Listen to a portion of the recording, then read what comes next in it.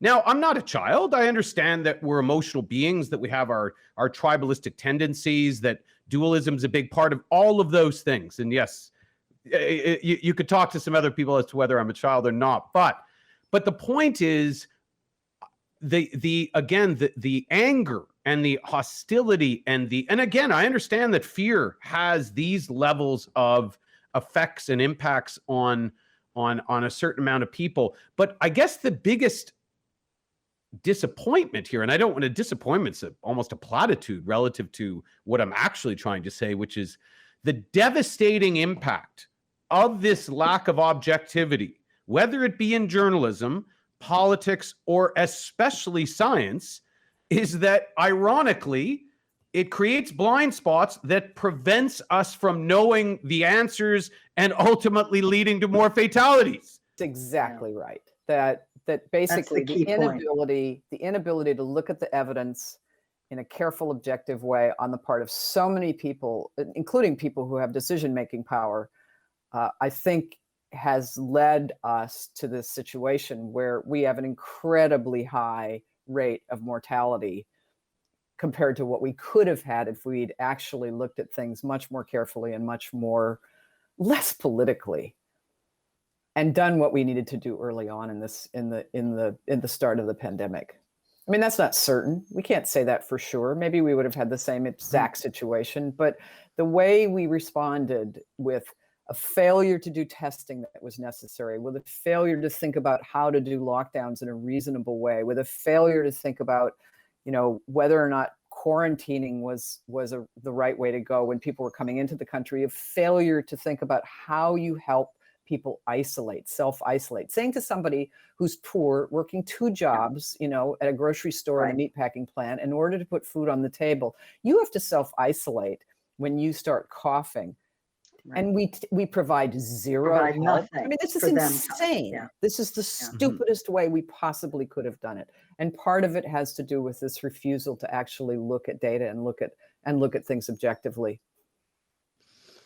I would, you know what it reminds me of? It's an interesting sort of recent historical example. 2000, so let's go back to 2003 and the lead up to the Iraq War. And I remember, a reasonable amount of a discussion.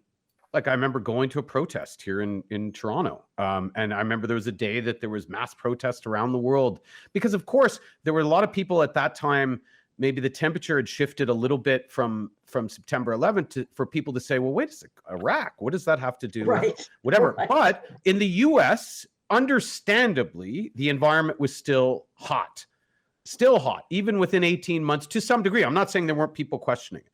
But if you went to the pages of the New York Times, the Washington Post, the LA Times, et cetera, watched CNN, watched Fox, watched whatever, there was an unbelievable consensus across the board. There was no questioning. There was go to war. There was no other option. And again, in my lifetime, I don't remember any other example of this. So I guess to some degree, I'll give credit where credit is due-ish.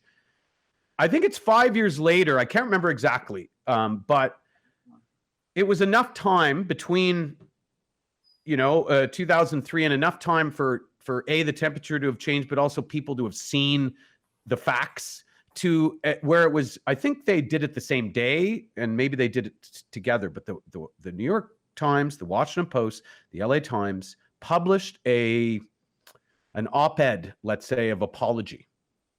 And it was essentially saying, upon further review, we failed our readers and the American public with our coverage.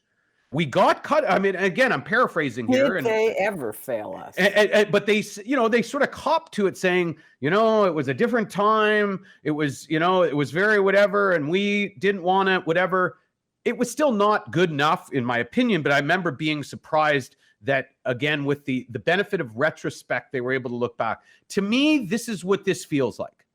I anticipate like a documentary in 5 years on Frontline or whatever it is, where you get a bunch of people sitting around going, now in retrospect with 5 or 10 years, and saying something like, if we knew then what we knew now. And you know what I'm going to do when I see that? I'm going to give them your numbers.